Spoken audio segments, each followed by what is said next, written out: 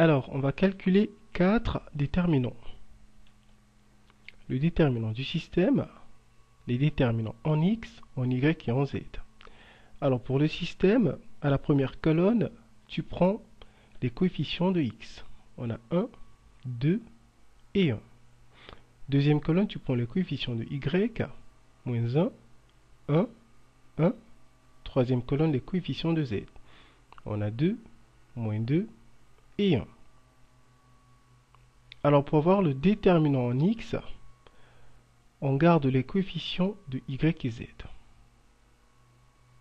Par contre, les coefficients de X, on les remplace par les seconds membres.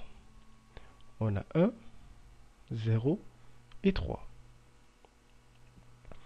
Pareillement, pour voir le déterminant en Y, on garde les coefficients de X et Z.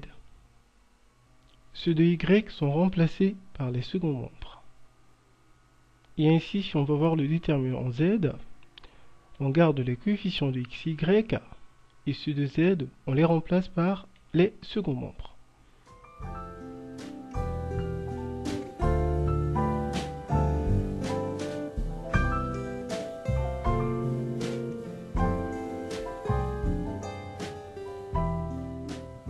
Pour calculer un déterminant dans R3, on prolonge le nombre de colonnes à 5.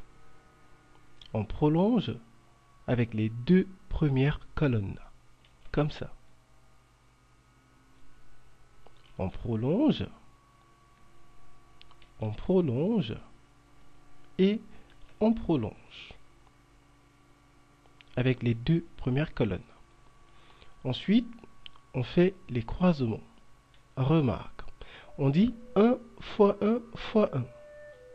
Ça fait 1, plus moins 1 fois moins 2 fois 1.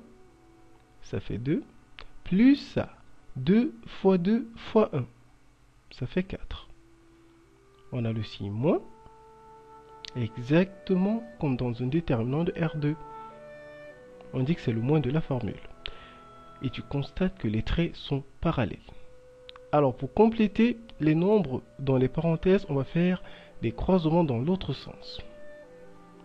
On aura 1 fois 1 fois 2. Ça fait 2. Plus 1 fois moins 2 fois 1. Ça fait moins 2. Plus 1 fois 2 fois moins 1. Ça fait moins 2. Et à ce moment, on calcule. On a 7 moins 2. Ça fait 7 plus 2 qui donne 9. Voilà le déterminant.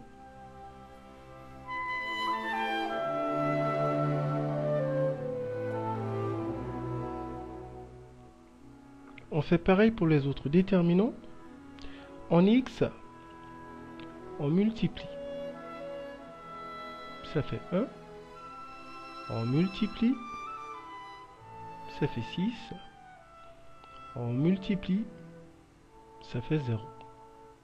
Ensuite, dans l'autre sens, on multiplie. Ça fait 6. On multiplie. Ça fait moins 2. On multiplie. Ça fait 0. Alors, ça fait 7 moins 4. On a 3. En Y, on multiplie. Ça fait 0. On multiplie. Ça fait moins 2. On multiplie. Ça fait 12. Dans l'autre sens, on multiplie. Ça fait 0. On multiplie. Ça fait moins 6. On multiplie. Ça fait 2. Alors, on aura 10 moins 4. Ça fait 10 plus 4 qui donne 14.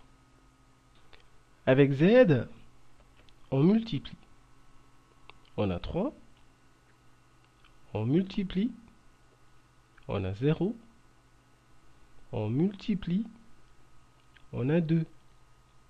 Ensuite, dans l'autre sens, on multiplie. On a 1, on multiplie, on a 0, on multiplie, on a moins 6. Alors, ça fait 5 moins 5. On a 5 plus 5 qui donne 10. Eh bien, on va dire que la valeur de x, c'est 3 neuvièmes. Si on simplifie, on a un tiers. La valeur de y, c'est 14 neuvièmes. Et la valeur de z, 10 neuvièmes.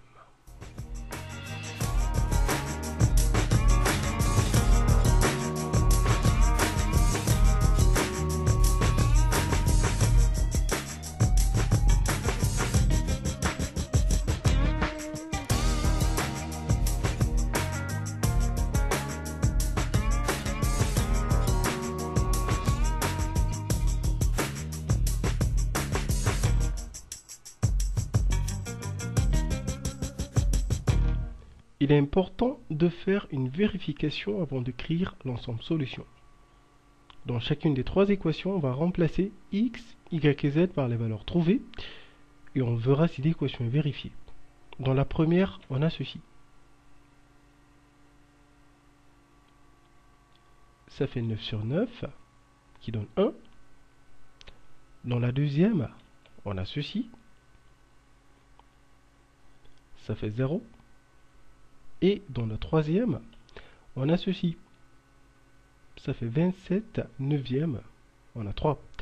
Alors tout est correct et on dit alors que l'ensemble solution, le voici.